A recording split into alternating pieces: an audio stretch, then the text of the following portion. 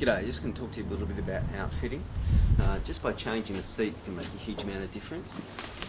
Although I've converted this to a self-bailer, it's imagined that I haven't got the floor's flat at the moment, and if we just use a traditional donut style alpaca seat, what you'll find is that it doesn't give a lot of rigidity or stiffness to it. Just by changing to a Packrafts seat, immediately you get a lot stiffer boat, and by adding the self-bailing floor with the tubes you get a really stiff floor, much more rigidity in the boat, much more control.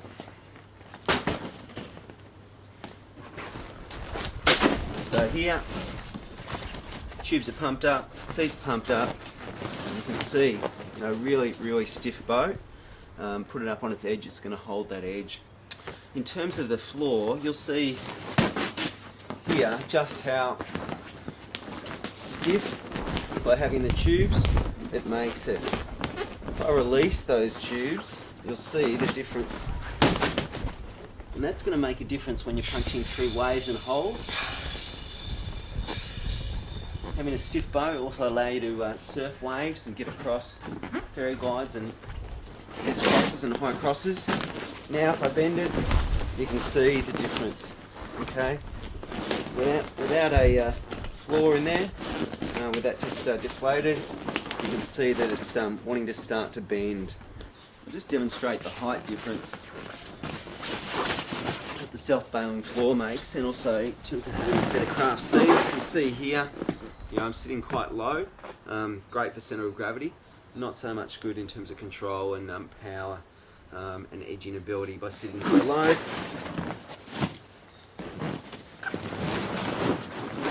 Straight away I'm sitting up super high, Packrafts seat with the self-bailing floor. Obviously disadvantage, higher centre of gravity, potentially more likely to capsize or fall out of the boat. A little bit less connected, and that's why you really do need thigh braces with a self-bailer. So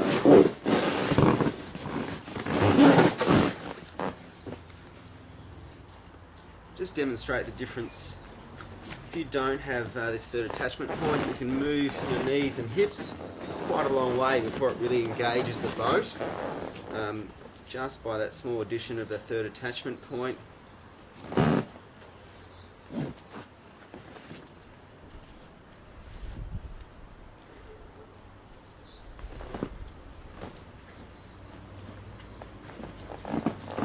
Straight away, so much more control.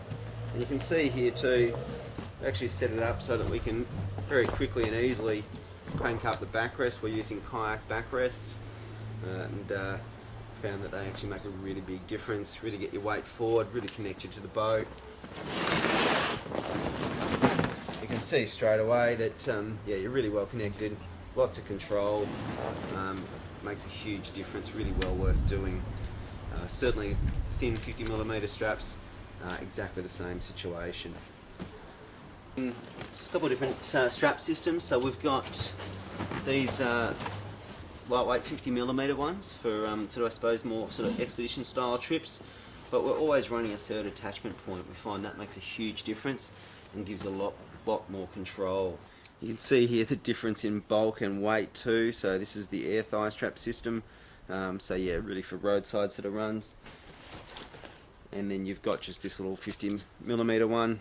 You need to carry a couple of buckles. In terms of the backrests,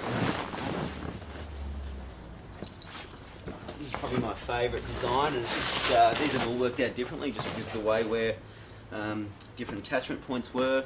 Some of the points attached by alpaca, other ones particularly that I've added. So here we've just got these ones up high, and this has got a single strap that just runs off each side. It goes through here and pulls it forward. At the back, all we've got is elastic that's holding it in place. So it's sitting nice and vertical, out of the way. You jump in, crank it forward, and you're ready to go. Slight difference in this one. Didn't have those set points back here for the elastic, but these ones off to the side. I wanted to sit just in front of where I'd have previously put these. tie-in straps. So I've run the back of the backrest, straps directly into there, and then these straps pulling that forward. Works just as well, but yeah, it just doesn't sit out of the way as much as this design. Another design, again different over here, running NRS, Surf to Summit back band. Similar, it's got elastic in the back, sitting it like so. Doesn't have these ones just outside your hips, so this strap system's running directly through to here. Have opted in this boat, you know, it's quite a long area, and yeah, again, always very aware of entrapment hazards, so tended to run that underneath this thigh strap system here. If you don't want to go down that avenue, then you could just convert your existing alpaca backrest, inflatable, which I've done here.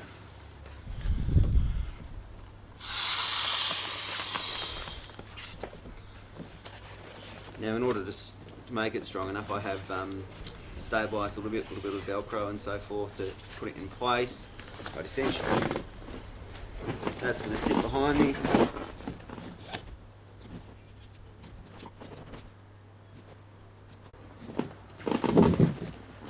And again, it just allows you to get your weight forward and really lock yourself into your boat. So that's probably the most simple system that you could go with.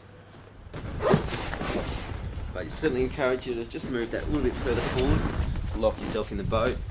For some people that might be actually buying a smaller boat. I think a lot of people are tending to run larger boats thinking they're more stable, when in fact they could be locking themselves in a little bit more by purchasing a smaller boat and having much more control.